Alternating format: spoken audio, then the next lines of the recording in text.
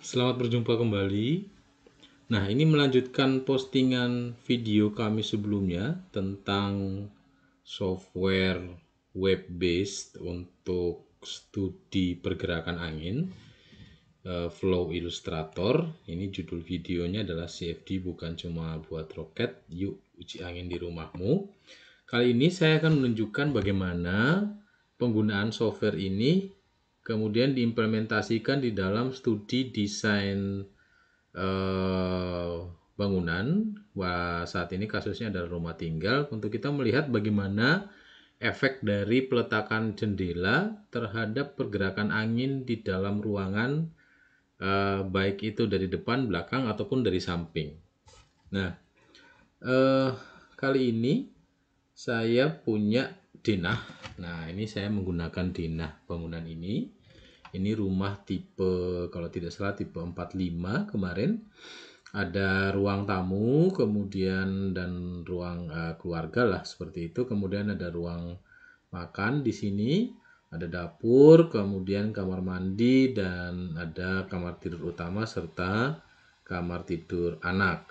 Nah, di sini kalau kita lihat jendelanya, untuk kamar tidur utama ada jendela di sini. Kemudian ruang keluarga ada jendela di sini yang besar sekali. Kemudian ada ruang makan di sini ada jendela dan juga pintu geser yang kita asumsikan itu akan dibuka, ya, dibuka pada saat ruangan atau pada saat rumah itu digunakan. Kemudian ada jendela di sini untuk kamar tidur anak. Nah, sayangnya di sini saya tidak menemukan posisi dari bukaan untuk ini kamar mandi serta bukaan untuk dapur, sehingga ya saya tetap akan menggunakan denah yang ada. Nah, denah ini kemudian saya proses di software Paint gitu ya. Saya buat garis-garis denahnya, garis-garis ruangnya, kemudian saya bolongi di bagian jendela saja, pintu tidak, karena diasumsikan pintu itu kan terkadang kebutuhan privacy juga, sehingga tidak selalu akan dibuka, ya, hanya dibuka pada saat memang dibutuhkan. Sehingga di sini kita hanya akan melakukan studi bagaimana jika jendelanya itu dibuka. Ya, semua jendela yang ada di setiap ruangan itu dibuka, pergerakan anginnya akan seperti apa. Nah, gitu ya. Jadi kita akan melakukan evaluasi di situ. Oke, yang pertama kita akan coba untuk membuka kalau melihat kalau misalnya anginnya itu datang dari depan, ya. Misalnya kita dari depan, ya, dari depan berarti kan dari sini, ya. Jadi anginnya dari depan sini, dari sebelah kiri terus ngalir ke belakang, ke kanan, ke kanan ke belakang begitu ya. Nah, ini kalau kita lihat, saya coba sandingkan ini supaya kita bisa bandingkan ya. Nah, ini seperti ini. Kemudian ada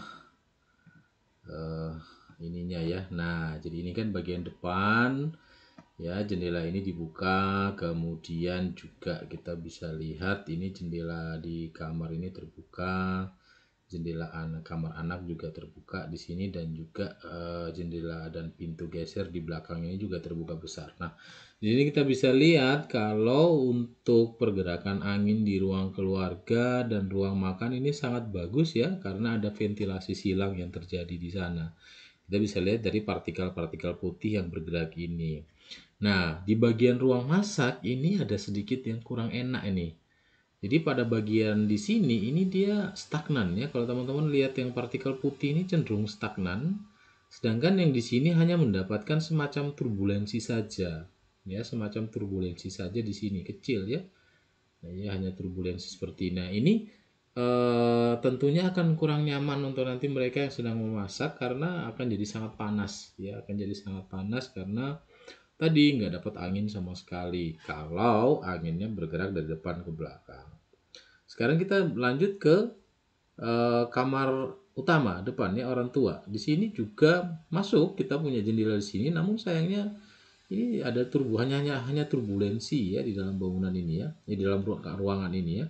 Meskipun boleh dibilang ini turbulensinya masih jauh lebih baik ketimbang yang ada di dapur yang di pojok sini ya, yang tidak ada. Nah, ini yang tidak nyaman sekali justru adalah yang di kamar anak. Kalau kita lihat di sini, partikel putihnya ini ya stagnan ya, stagnan. Ini akan hanya berjalan kalau misalkan pintunya dibuka, tapi begitu pintu ditutup ya stagnan seperti ini.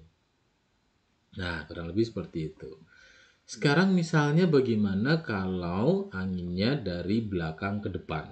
Balik ya. Oke, ini gambar ini saya coba rotate dulu supaya kita bisa membayangkan ya. Oke, jadi ini anginnya dari belakang ke depan. Coba kita buka filenya. Ini angin dari belakang ke depan ya. Oke, nah kalau angin dari belakang ke depan ini juga sama ya. Yang terjadi di ruang keluarga dan ruang tamu ini jadi sangat bagus ya, tetap sangat bagus. Kemudian di dapur juga case-nya masih agak sama ya, ada agak stagnan tapi masih lebih baik ketimbang coba Anda perhatikan di kamar. Nah, ini ya. Kamar kalau Anda lihat partikel putihnya ini stagnan semua ya, nggak ada pergerakan yang berarti. Nah, ini ya. Partikel putihnya ini stagnan ini. Ini artinya nggak kerasa kalau ada angin yang bergerak. Nah, ini masalah. Ya, ini masalah. Nah, kita nggak tahu nih dominannya itu bergeraknya dari mana ke mana. Ini tergantung dari data angin yang ada di site ya. Jadi data angin di site kita bisa lihat namanya, kalau mau lihat lebih detail namanya windrows. Nah, kalau mau lihat data pergerakan angin di site, teman-teman harus lihat namanya windrows. Jadi tidak serta-merta misalnya oh anginnya dari selatan, dominan dari selatan ke utara gitu ya. Kita harus lihat windrowsnya gitu ya. Apakah benar itu hanya full dari utara ke selatan, atau misalnya ada dari lain lagi, jangan sampai dari arah yang berlawanan misalnya, atau mungkin dari samping bisa saja juga terjadi seperti itu. Oke, nah ini kalau anginnya dari belakang ya, permasalahannya kita lihat di kamar itu sangat minim ya pergerakan angin yang terjadi di kamar. Sekarang bagaimana kalau anginnya dari samping? Nah, ini sekarang kita coba. Nah, sekarang kalau anginnya dari samping kiri ya, dari samping kiri. Nah, kita lihat di sini untuk apa namanya? Ruang makan dan juga dapur, karena terjadi gaya hisap di bagian depan dan gaya hisap di belakang ini, maka otomatis kemudian terjadi pergerakan angin juga di sini. Nah, ini kalau dilihat dari pergerakan partikelnya boleh dibilang masih nyaman ya, masih baik ya, karena di sini partikelnya tidak ada yang stagnan ya. Kemudian yang kedua kita lihat di kamar anak. Nah, kalau di sini ketika angin bergerak dari samping ini, di kamar anak jadi bagus ya. Kita lihat di sini pergerakan partikelnya jadi bagus. Tetapi yang jadi masalah kemudian yang ada di kamar keluarga, ruang tidur utama ya. Ruang tidur utama kemudian ini jadi stagnan gitu ya. Nah, kemudian apa yang harus dilakukan? Ya, banyak strategi ya, misalnya dengan menambah bukaan misalnya, atau mungkin menambah wing pada bukaan, itu juga mempengaruhi ya. Banyak teori-teori yang nanti bisa teman-teman manfaatkan untuk mengimprove keadaan ya, memperbaiki keadaan yang ini. Jadi ini salah satu cara atau salah satu fungsi dari software tersebut di dalam mengevaluasi pergerakan angin yang terjadi di dalam desain Anda. Ya, desainnya sudah jadi, diuji coba. Ini ada nggak kondisi di mana misalnya kemudian stagnan gitu ya, angin nggak terjadi gitu ya, meskipun saya sudah pasang jendela ya. Oke, demikian dari kami, sampai jumpa di video berikutnya.